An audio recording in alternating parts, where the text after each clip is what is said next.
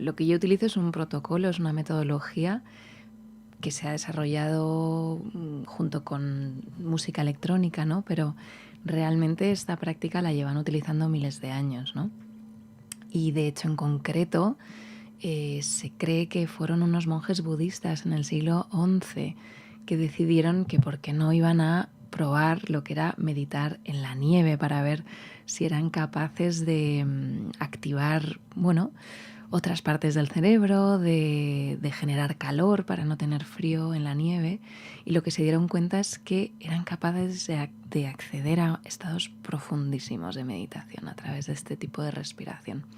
Entonces me encanta que lo cuentes así, ¿no? Porque realmente de primeras parece como que cuesta, ¿no? E incluso podría ser contraintuitivo, pero la realidad es que lo que estamos haciendo así es meter oxígeno en el cuerpo a tutiplén, a mansalva, para que luego en las retenciones ese oxígeno se distribuya de manera más eficiente por el cuerpo. Es decir, para que te hagas una idea, para que el oxígeno entre bien en el cuerpo y lo podamos utilizar bien, es necesario que haya dióxido de carbono y que se acumule el dióxido de carbono en el cuerpo.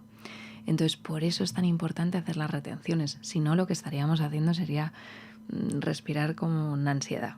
Y es muy distinto. Este es otro tipo de respiración en la que lo que hacemos es activar el sistema parasimpático y ayudar al cuerpo a utilizar ese oxígeno de manera eficiente, haciendo que llegue a todas las células del cuerpo. Ahora vamos a hablar de tu biografía personal porque no se entendería cómo llegas... un pequeño apunte para que os hagáis una idea. Ha vivido en España, ha vivido en Estados Unidos, estaba en Tanzania, en Estados Unidos y en Berlín es donde conoció algunas de estas prácticas y su combinación con la música electrónica al estilo New Age. Has probado la piel de sapo, todo tipo de drogas, de todo tipo de naturaleza psicodélica. Todo eso explica muy bien también el alcance. Pero tú eres psicóloga de formación. ¿Esto es ciencia o es espiritualidad? Es las dos cosas. La ciencia lo que trata de explicar es el misticismo y la espiritualidad.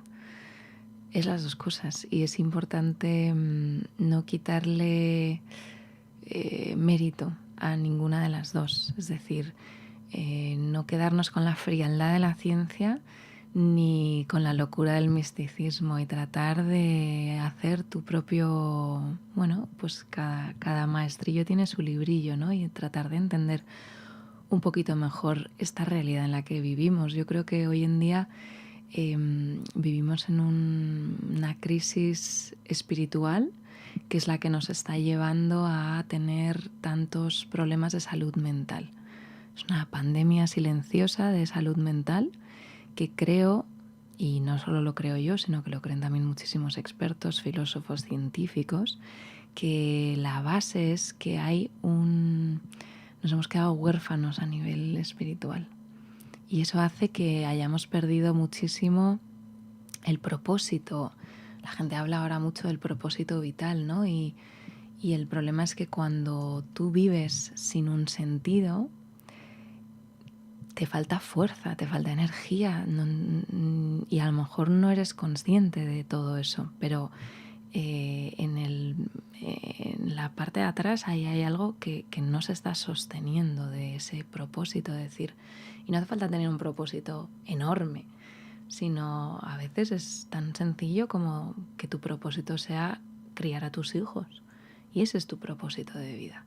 Tu propósito es caminar por esta vida de la forma más positiva y tratando de aportar a las personas que tienes a tu alrededor. No hace falta que crees un imperio ni una empresa muy grande.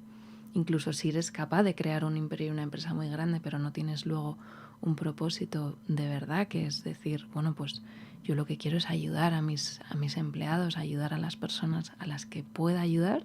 Si tu propósito es hacer una empresa muy grande para hacerte muy rico, eso no se sostiene.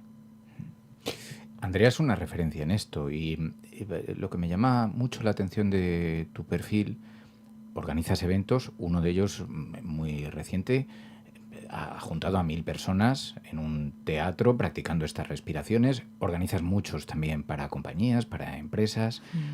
Organizas muchas sesiones para grupos, para particulares. Te has relacionado con mucha gente que experimenta, vive la meditación. Sacas un libro ahora, de hecho, con Penguin, ¿no? Con Penguin, sí, sí. Dentro de poco, donde hablas de meditación también. Y eso te ha permitido también ver un catálogo de seres humanos exponiéndose a todo esto. Hay muchos escépticos entre los oyentes de La Cafetera.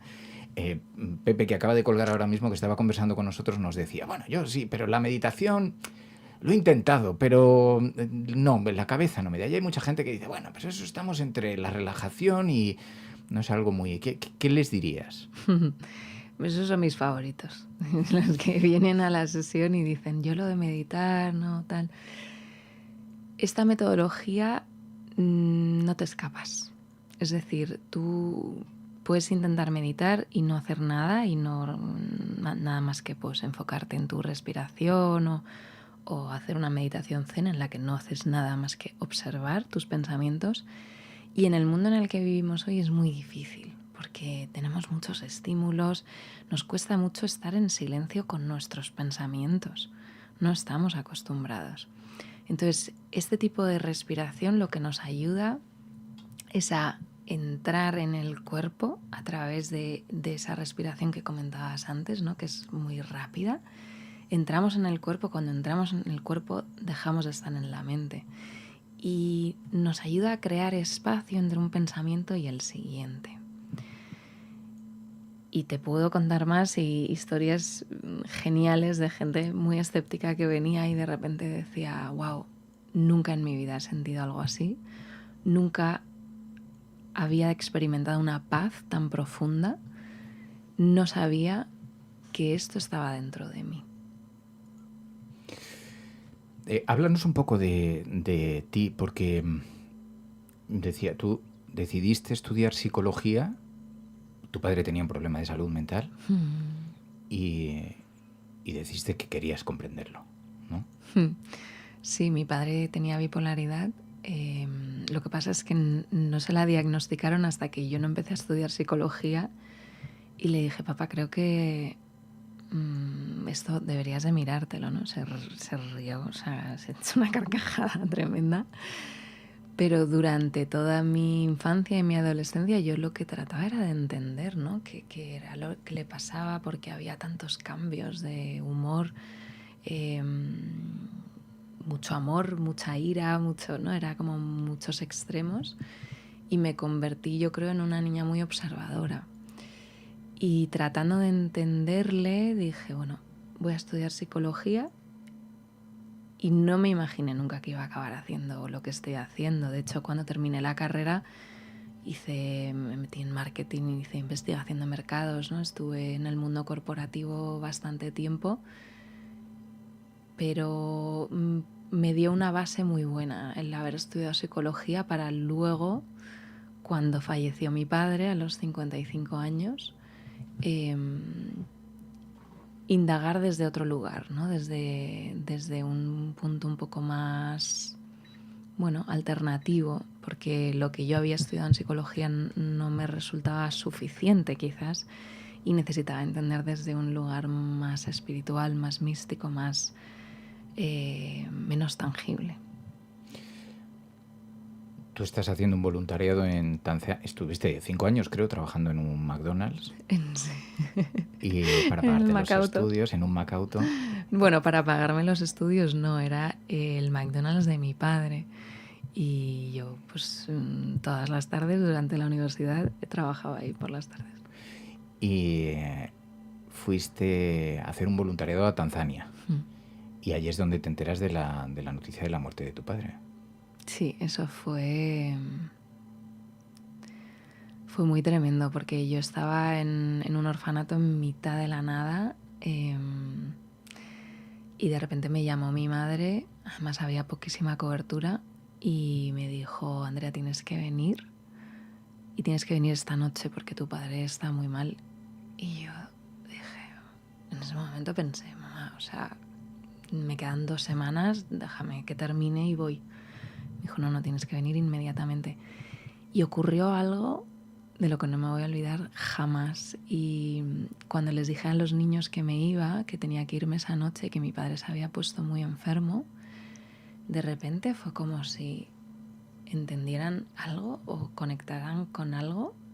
Se pusieron todos en un círculo y empezaron a cantar, o sea, unos cantos africanos, de verdad, una cosa que los voluntarios que estaban ahí conmigo, o sea, estábamos todos llorando y diciendo, wow.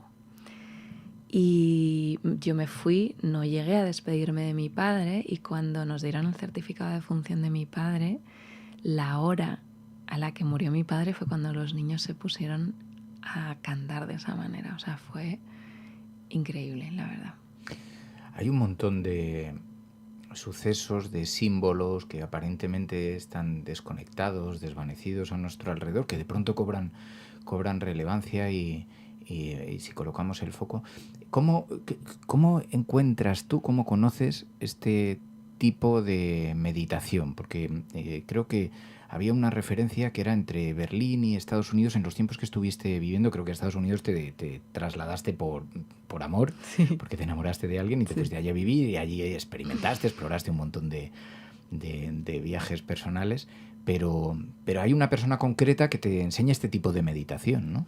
Sí, ella es Eva Kakthor, es una mujer alemana, y estábamos en el desierto de Nevada en un festival que se organiza allí, que se llama Burning Man, donde, aparte de fiesta, que es lo que la gente se piensa que es, no es solo eso, sino es muchísimo más. Es un lugar donde se encuentran personas de todas partes del mundo, gente muy interesante, con ideas muy disruptivas, muy nuevas. Y yo me fui sola para allá y me acuerdo, fue el primer día que estaba allí, y esta mujer de repente pues empezó a ofrecer esta práctica, ¿no? Y estaba junto a, pues no sé, a lo mejor 150 personas. Y yo me senté allí y dije, bueno, a ver de qué va esto, ¿no? Y cuando probé esto por primera vez dije, wow, esto tengo que compartirlo con el mundo entero. O sea, esto es tan potente, tan increíble que todos tengamos acceso a esto simplemente a través de la respiración, que dije, esto hay que hacerlo, hay que traerlo a España. ¿Cómo lo describirías?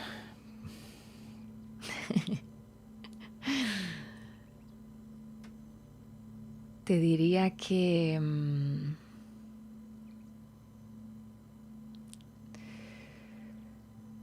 es casi como un momento sagrado en el que entras en un espacio mágico, donde tu cuerpo siente cosas que no ha sentido nunca, donde tu mente está clara, vívida, donde tienes visiones, colores, y donde eres capaz de conectar con una gratitud y un amor que hay dentro de ti que a veces se te olvida que está. Y para los muy escépticos, hay algunos oyentes que dicen, eso es como el LSD. ¿Sabes? Vaya magufeo, dice uno. Vaya magufeo. Luego hay de todo. Supongo que estas críticas sí que las escuchas habitualmente, ¿no? Sí, claro. Sí. ¿Y qué te parece eso? Porque luego hay el equilibrio entre, tú decías, ciencia, misticismo, hay mucho de introspección. Está muy recomendado clínicamente. O sea, sé que hay estudios que lo avalan porque los propios psicólogos, aquí con Ángela, cuando hablamos los lunes por la mañana, siempre recomienda meditaciones, relajaciones, incluso como una forma terapéutica, ¿no?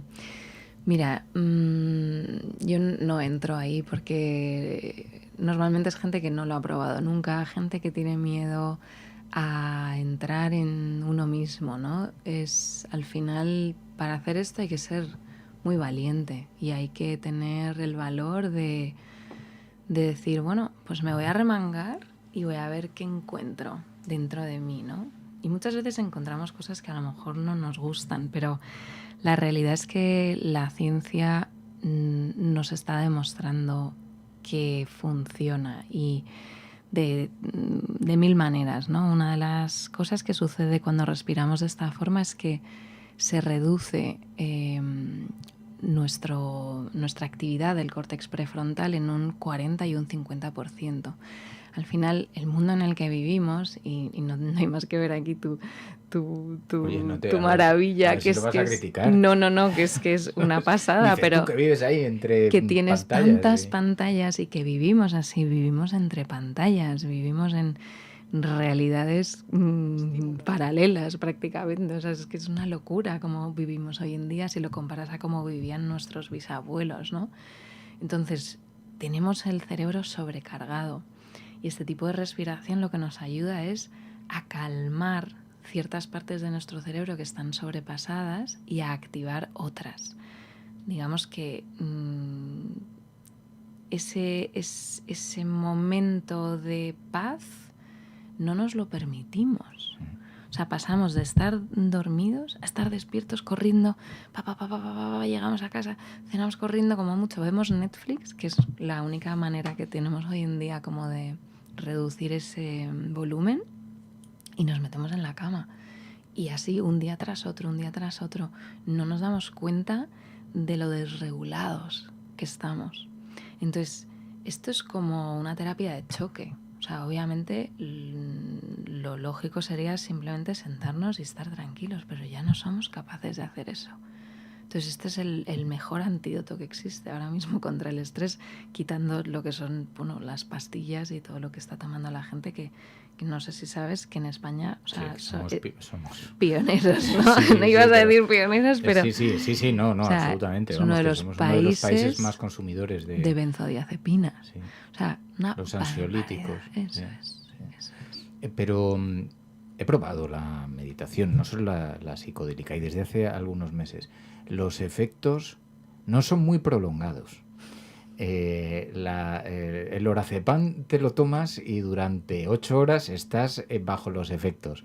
Que no digo yo que sea un experto en todas las medicaciones, pero al final la meditación tiene un efecto coyuntural. En ese momento es un rato que te regalas a ti mismo, pero ¿tú consigues que los efectos permanezcan más en el tiempo? ¿Eso se puede conseguir? El día que haces una sesión de breathwork estás prácticamente todo ese día flotando. Y además yo siempre recomiendo, cuando salen de ahí, digo, o sea, por favor, dejad los teléfonos hoy y aprovechad para que eso se mantenga más en el tiempo. O sea, eso al final se mantiene en el tiempo todo el tiempo que tú quieras. Es decir, si tú después de una sesión de breathwork te vas de copas y pues obviamente te va a durar menos. Es que es una cuestión de elevar tu frecuencia y ser capaz de mantener esa frecuencia elevada durante todo el día. Y por eso la meditación es tan interesante, porque nos ayuda a ser más observadores de aquellas cosas que nos están quitando la energía, que nos están bajando nuestra frecuencia, que pasa constantemente. Es decir, llegas a un atasco y ¡pum!, te baja la frecuencia. Hablas con una persona con la que tienes un conflicto, tu pareja, tu jefe, tus padres, tus hijos, lo que sea, ¿no? ¡Pum!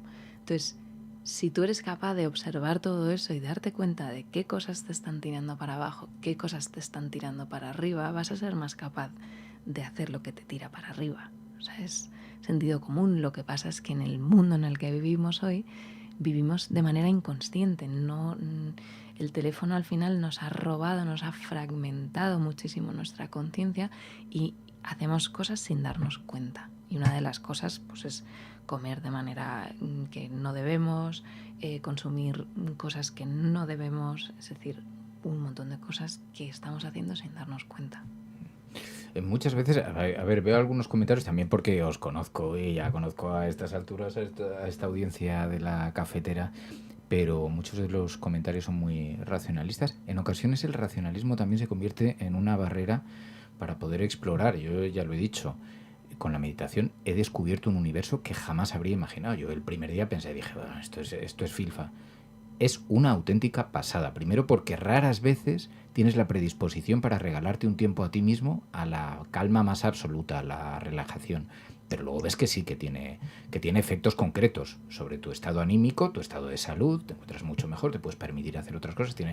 Estamos muy sometidos a la tensión, a los nervios, y no nos damos cuenta de cómo eso nos influye a muchísimas cosas, que van desde, pues eso, la manera en la que nos alimentamos, la manera en la que nos relacionamos con los demás, todo eso está ahí arraigado ahí fuertemente, y de pronto cuando empiezas a dedicarle tiempo, lo digo para los súper escépticos, Pai.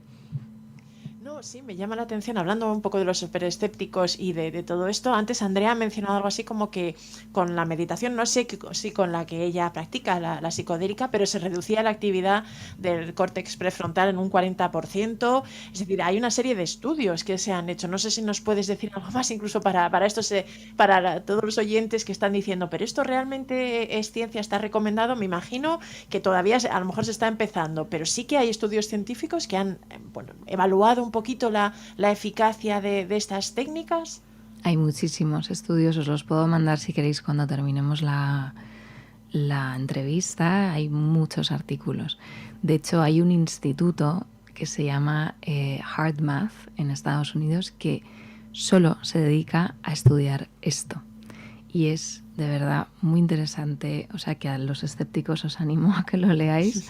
De verdad entiendo el escepticismo. Yo también he sido muy escéptica durante muchísimos años y realmente es que hasta que no lo pruebas es muy difícil de entender.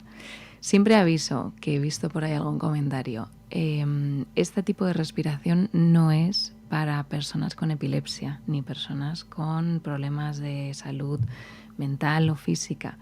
Pero bueno, lo aviso siempre por si acaso, para que no empiecen a decir que tal. Porque cuando la velocidad a la que tienes que respirar, ¿es para activarte o para relajarte? Las dos cosas. Es para equilibrar el sistema simpático y parasimpático. Es decir, cuando respiramos, lo que hacemos es activar el simpático, y cuando hacemos las retenciones se activa el parasimpático. ¿Quién es Andrea Klimovich? Una exploradora. Sí. Una exploradora que bueno, que por alguna razón le ha llegado esta técnica a sus manos y que está en su deber, yo creo, el compartirlo y compartir todo lo que voy descubriendo, tanto por mi propia vivencia personal como todo lo que voy estudiando. Para mí es un auténtico honor poder acompañar a las personas. Andrea Klimovich, te agradezco muchísimo la generosidad, haberte acercado, haberlo compartido con nosotros, también que te expongas así, que expongas tu historia personal y habernos descubierto también esta forma de meditación. Yo la he probado, me parece una auténtica pasada, y nacía de los escépticos, y te agradezco muchísimo que hayas hecho el esfuerzo de acercarte hasta aquí para charlar con nosotros. Y yo te agradezco a ti, Fernando, y de verdad que tengáis un espacio para poder hablar de estas cosas es maravilloso, así que muchas pues gracias. Ya sabes, aquí tienes tu casa. Gracias. Muchas gracias, Andrea. Bueno, nos vamos a marchar, Pai, no te digo nada. Muy relajados. Solo la voz de Andrea, como dicen muchos oyentes, ya parece predispuesta para este tipo de técnicas, ¿no? Dice Ciudadano, ¿dónde nos podemos apuntar? Bueno, podéis buscar Klimovich en las redes sociales, en Instagram, y podéis ver cómo son esas sesiones, podéis descubrir pues, el tipo de sesiones, y luego ver el calendario y las que organiza, que son muy frecuentemente, o sea que seguramente podéis incorporaros a a alguna de ellas. Y dentro de poquito el libro, que bueno, cuando salga el libro te tienes que venir a hablar otra vez y hablamos del libro, de las diferentes, porque creo que haces un recorrido por los diferentes tipos de meditación que hay, ¿no? Así es. Así que podemos tener la oportunidad de hablar largo y tendido sobre la meditación que tanto nos está seduciendo. Nos vamos, mañana volvemos con más cosas.